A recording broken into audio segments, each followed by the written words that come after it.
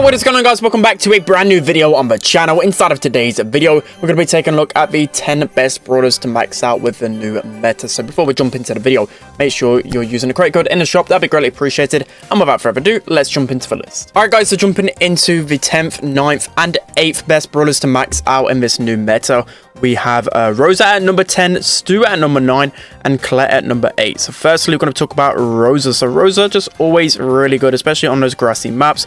You can use her gadget to create bushes, and that's really going to help your team, especially if a bunch of you have speed gear, but especially her, like, she's absolutely insane with the speed gear. I guess everyone already knows this, but I can think of maps like Harder at Mine, for example, maps like Double Swoosh, Sneaky Fields, etc, etc, where Rosa can just be pretty much good into everything. I wouldn't really recommend a first pick, but she's just super strong, so definitely recommend at least getting her to a speed gear. And then at number 9, I have put Stu.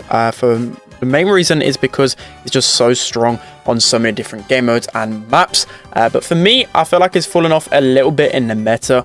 I would say he's not like one of those brawlers that you can always rely on, but he is really just good mostly into most things. So that's why I would recommend maxing him out before other brawlers. And a lot of people seem to be a little bit annoyed when I didn't include him in the last one, and I can understand because of how strong he is on so many different game modes and maps. And then at number 8, I did put Colette. So you may be wondering, like, sometimes like Colette's, I think, base like damage doesn't actually really go up too much when you upgrade her, but just the main reason why I think you should be upgrading her is because of how strong she is in the current heist meta. She's just absolutely insane, especially with her gadget. You combine that with a bunch of different gears. You could literally put all gears on her. You could put the shield one, you could put damage, you could put health, etc, etc. Literally any gear is going to be able to pop off with Colette, and I just feel like she's so dominant, especially on maps like Safe Zone, for example, where you can just hide behind the wall, just constantly super in, pop your gadget, survive. It's just such a strong build to have. So yeah, they're going to be the first 3. I thought I'd actually change it up from the normal kind of way I do the top 10s, just because I feel like people would probably get a little bit bored of me talking about the same brawlers and the same points over and over again. So I thought I'd put some live gameplay in there instead. So yeah, these guys are completely dominating this time around. I need to try and get my pop-off moment. Mortis definitely playing really well here, but able to take down the B, and that should be this Stu pretty much dead as well. Hoping Mortis can take him down. That might be a goal. Really well played from the Mortis there. But as I said with Stu, I was kind of reluctant to put him on the list because I'm not really seeing him too much in scrims. Maybe that's because there's just so many brawlers that have like gadgets or supers, etc, etc. Just takes so long for Stu to take down. I can think of like Pam, for example. I can think of Spike. Ruffs is making a really good comeback in the meta, and Stu just doesn't really go too well into those brawlers. So yeah, one reason why I won't really say he's the most dominant, but definitely going to be a really flexible option. So that's going to be a really nice goal from the Mortis. Let's hop into the next best to max out. Alright guys, so now jumping into the 7th, 6th and 5th best brawlers to max out in this meta. We have Leon, Rico and Spike in that order. So we've got Leon at number 7. I feel like Leon is just always, again, one of those brawlers that's really flexible, really good going into most things. You can play him on pretty much every single mode and map, and you should be getting some decent value out of him. Still seems to get first picked a lot when it comes to game modes like Bounty or just really passive maps, just because of how strong his gadget can be. And we did see a really good increase even on maps where Leon really wasn't that good in beforehand, like maps like Sneaky Fields, for example. You've seen a lot of teams playing Leon mid, just so the gadget can get Leon into that mid grass and really help your other lanes as well get into the mid grass as well. It's just a really flexible option. That's why Leon is going to be at number 7. So next up at number 6, we have Rico. So Rico, again, a brawler that can just dominate so badly. Well, good for you, but bad for the enemy team, especially on those maps with a bunch of walls. Will always kind of resonate with the map Harder at Mine as the example, just because of how dominant he can be. His gadget's just going to allow him to stay alive for so much longer. The amount of value you can get when he's maxed out is absolutely insane. He's going to pop off on basically all of the gears. Won't really recommend the health gear on him, but definitely speed if it's a grassy map. Then other than that, damage and shield is going to be your best friend for Rico. But yeah, so strong. I just don't see him getting really nerfed in the meta anytime soon. So one of those brawlers that you can always really rely on, and you can definitely rely on putting your power points to him, because I don't see him being removed from the meta anymore. And then at number 5, of course, we have Spike. So Spike is like top 5 brawler in the meta easily right now, and he's a brawler that you're going to be looking to max out for the sole purpose of, again, he's going to be pretty much good into everything. So there are going to be a few counters to Spike, like Mr. P, Sprout, for example. There's going to be a few other ones as well, but the main counters to Spike, you can really counter them really easily. So but what I'm meaning by that, Mr. P and Sprout, of course, are going to be some really good hard counters to him, but you can just easily go, especially in this meta, brawlers like Daryl, for example, Mortis, Fang, all of these aggro brawlers, and they're going to be really well into Mr. P and Sprout. So I just feel like you can always get away with playing at Spike in this meta. So definitely a brawler that you're looking to max out. His gadget's going to get tremendous value. His star powers are both going to be really good. And just overall, a brawler that you can always rely on. But other than the fact that he's a legendary, a lot of people should probably have Spike by now. But of course, by legendary, not all people are going to have him. But yeah, he's so strong. So another game going into overtime here. But Spike definitely going to prevail. Of course, with Spike, the really skillful players are probably going to be able to dodge curveball. That's why you've seen quite a few people running Fertilize, especially on maps like Pinhole Punt. I still use Fertilize because you can often just peek around the walls a lot better with Fertilize. So if you guys are kind of wondering for a little tip, that is definitely one right there. So again, got to be careful of this more. So I'm just going to place my life plant gadget because I got one left and may as well just use it.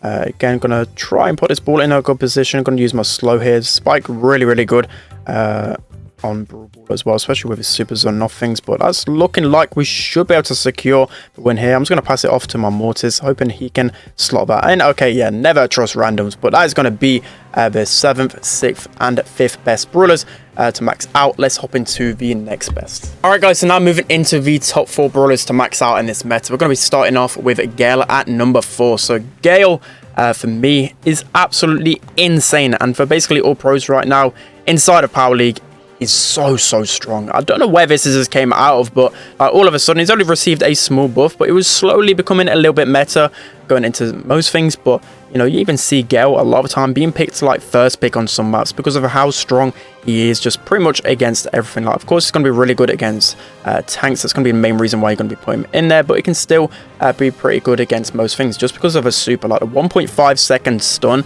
It's just going to enable you to get the kill on basically all brawlers in the game. And if you don't get the kill, you're going to cycle your super pretty well. It's just really good against most things, especially his gadget, really underrated as well. You can block off a whole choke point for 10 seconds.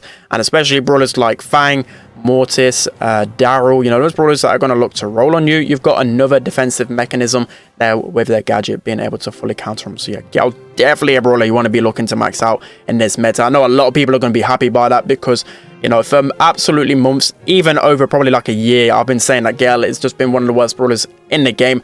And now all you Gale stands, you've stuck by him through thick and thin. He's finally becoming one of the best brawlers in the game. So you love to see it. I do like Gale in the meta. He's one of those brawlers that it's quite satisfying to play. So then also at number 3, because we're going to be jumping into number 2 and 1 in the next game. But at number 3, I put Ems. So Ems, again, one of those brawlers that's like the ultimate flex pick. Like, Ems may not be like completely broken, but for me and a lot of pros, again, it's just one of those brawlers as a first or second pick. If you're looking for one that's just consistently good against everything, I feel like Ems is the number 1 lane in that category because she's just so strong going into some of the different matchups, especially with her speed gear. She's got like 2 decent gadgets now. And of course, just really good against tanks as well, which for the most part, you're going to be scared of. You don't really want to not go into a draft without a tank counter. So yeah, Em's pretty much good against everything. She's going to be the number 3 best one. So I've not really done too much as Gale inside of this game. I'm not really doing him too much justice here, but trust me, his pick rate is pretty insane when it comes to scrims and tournaments. So going into the latter stages, these games are just lasting so long, but hoping we can finally get a win. I completely butchered that super, but I mean, I'm hoping my teammates can clutch up here. Another game going into overtime. This is just pretty painful, but I'm probably just going to end off here, else it'll be too long. So that's going to be the 4th and 3rd best. Let's hop into number 2 on. All right, guys, so jumping into the 2nd and 1st best brawlers to max out with this new meta. At number 2, we have Ruff. So if you guys somehow missed out on my other video the other day, I did a full video on Ruff going into detail on how strong he is in this meta, and trust me, he's completely, I won't really say broken, but I'll easily say a top 5 brawler in this meta. He's so strong. It was only a small balance change. It was like an 11% or something increase in his damage. I didn't really think it would do too much. I thought it'd at least make him like a viable option, but I did not know by any means this will make him one of the best brawlers in the game. He's so strong. Probably the main reason why he's so strong now is because the main reason why Ruffs that weren't that good, right, was because he just shot marshmallows at the enemies. He didn't really do any damage to him, but now he does a lot of damage, especially when you combine that with the upgrades he gets. It's quite dangerous, and if the enemy teams are just constantly feeding you super after super, you know, it's going to be a long day for them, because it's just so hard to take on a Ruffs when he's got such a good gadget.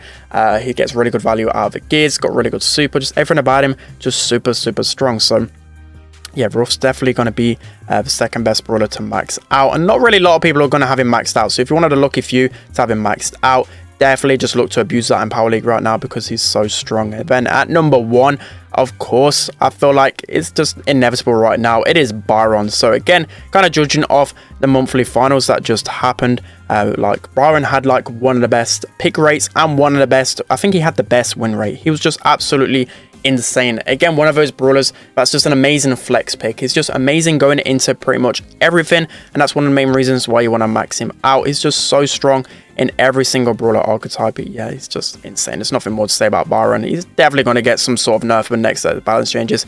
If he avoids another balance change, I don't even know. I'll completely waste that super. Somehow BB isn't able to convert there, and yeah, I'm putting sandbags down against Jesse, which isn't the most clever thing, but there's no other brawler that I can really put my sandbags up against. So yeah, as I was saying, like with Byron, it's just good against everything, and that's what you want to really go in drafts, especially in the first stages. You want to go a brawler, right, that's just not really easily counterable. Like, of course there is some counters to Byron, but he's still going to get value pretty much in most matchups. So this more is chaining a lot here. Luckily I've got health gear that can help me get back up to max pretty soon, so I'm just going to absolutely shred this mortis. But Frank should be able to score. Okay, no, he should have passed that off. That should have been an easy goal, but no, he's not going to be able to score that. So again, we're getting close to our super. We won't be able to make a super shot happen. Frank's just running on up here. Again, we're pretty much 2-shot that Jesse there, which is pretty insane, but we're looking to super shot this in, and that's going to be an easy goal. But yeah, that's going to be it for today's video, guys. Let me know on what you think of the video and what I put in the list, especially with brawlers you're looking to max. But I've got everyone maxed out, so of course I can't really relate too much. Maybe on my free-to-play account I can relate a little bit, but as I said, let me know what you think of the list in the comment section below. Don't forget to like, comment, and subscribe, and I'll see you guys next time.